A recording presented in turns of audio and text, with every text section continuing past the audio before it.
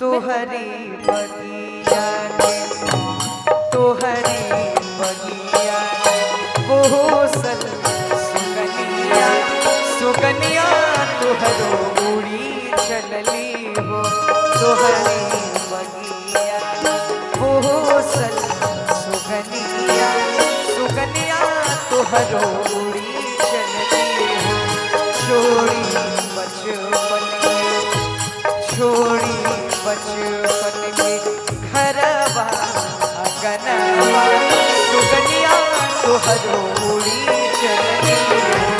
तोहरी बगिया कोसल सुगनिया सुगनिया तोहरो उड़ी चलली अरे सीना से सटा के रखला सारी उमरिया कैला तू खूबे हो प्यार पूरा कैला बेटी के सब मनवा बेटों से बढ़ के दुलार आज बेटों से बढ़ के दुलार कैसे तेज देगा कैसे तेज देगा कोसल सुगनिया सुगनिया तोहरो उड़ी चलली हो तोहरी बगिया कोसल सुगनिया सुगनिया तोहरो उड़ी चलली हो बहुत सुंदर।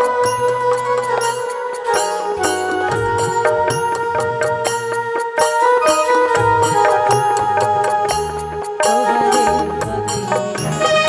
कोसल सुगनिया सुगनिया तोहरो उड़ी चलली हो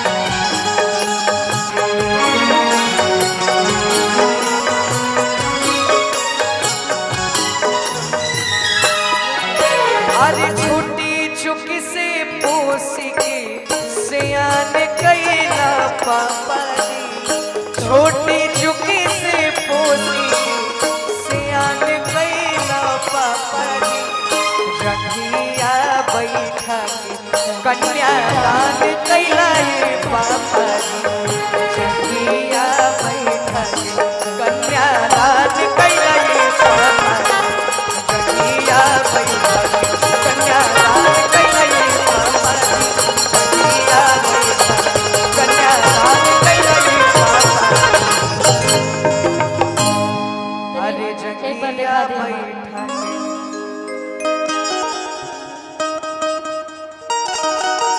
और अभी कन्यादान होता एगो बेटी के और एगो माता पिता खातिर बहुत सौभाग्य के भी बात होला कि अपना जीते जी अगर बाल बच्चा के आदमी कन्यादान कर ले अपने हाथ से तो ऐसे बड़ा सुख कोनो देखे जिंदगी में। और ये बहुत भावुक पल होला एगो बेटी खातिर भी एगो बाप खातिर भी एगो महतारी खातिर। और जब भी हम कन्यादान के गीत गाएंगे तो पता नहीं काहे हम खुद रोए लगे नहीं और पता नहीं कहनी कि हम कबो भी गीत गावे नहीं तो हम सच में फील करके गावे नहीं कोनो भी गीत हो। एगो गीत विदाई गीत बा एमे बहुत सारा बात जुड़ल बा एगो बेटी एगो बाप के एगो महतारी के। एगो बेटी अपना पिता से सवाल कर तड़ी का तड़ी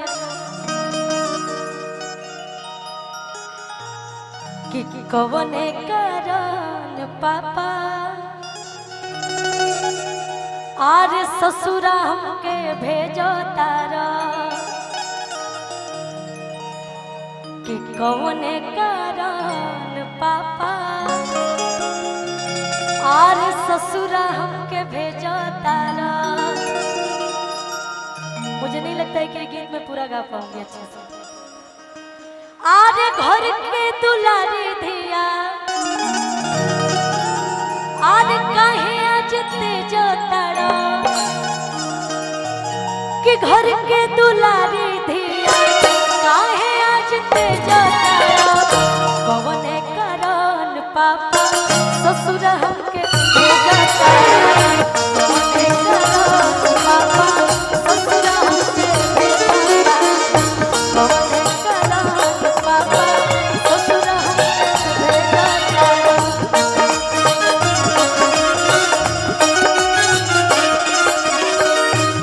घर के दुलारी धिया काहे आज तेजतड़ा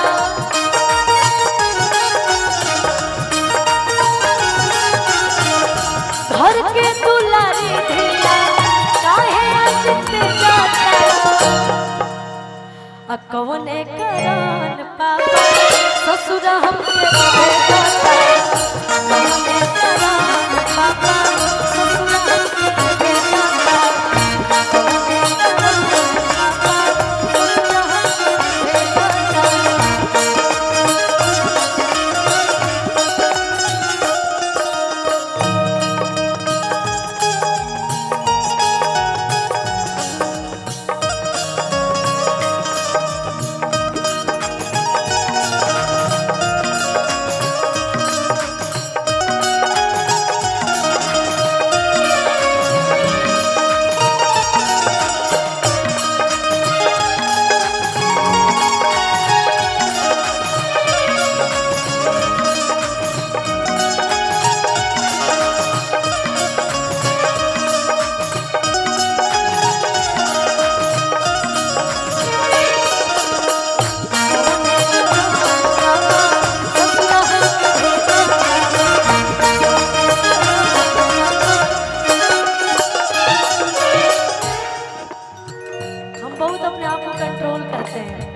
सच बता रहे हैं, जब ये गीत गाते हैं तो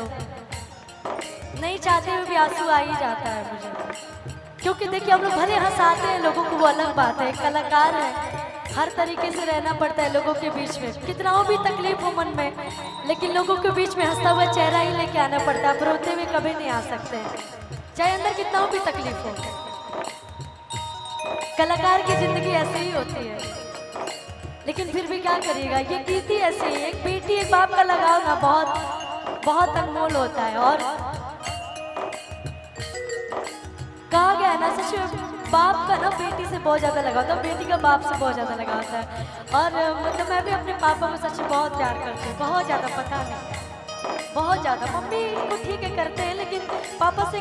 अलग कनेक्शन है मेरा। और कहा तड़ी बचपन से पाले पोसे कैला से आन पापा,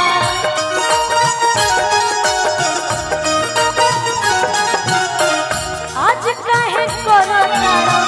बोल कन्या दान पापा।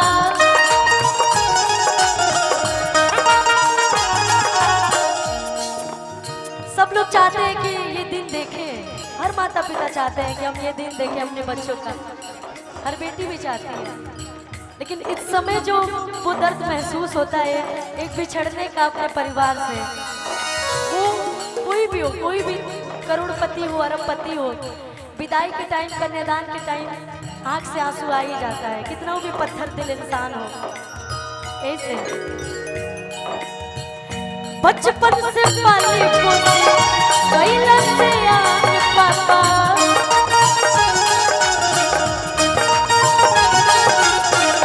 आज काहे करो तारा बोल कन्या दान पापा।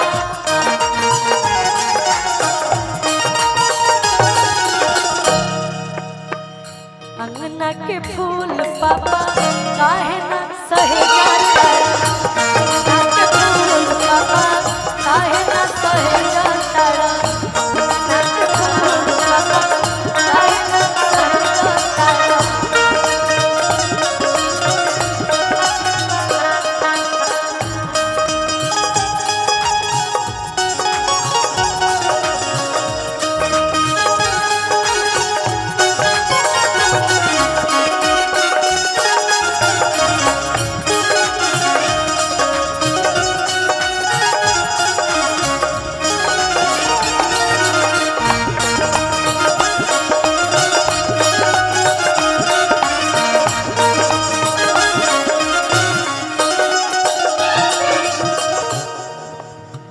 झर झर अखिया से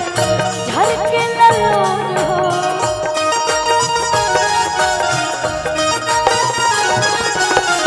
तब न मोहाला पापा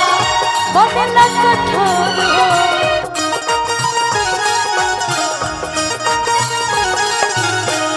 झर झर अखिया से झर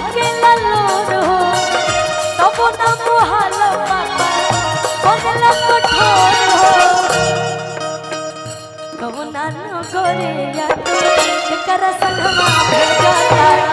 कब नानो गोरिया कर संगमा भेजा तारा घर के दुलारे धिया काहे नहीं आना करो पापा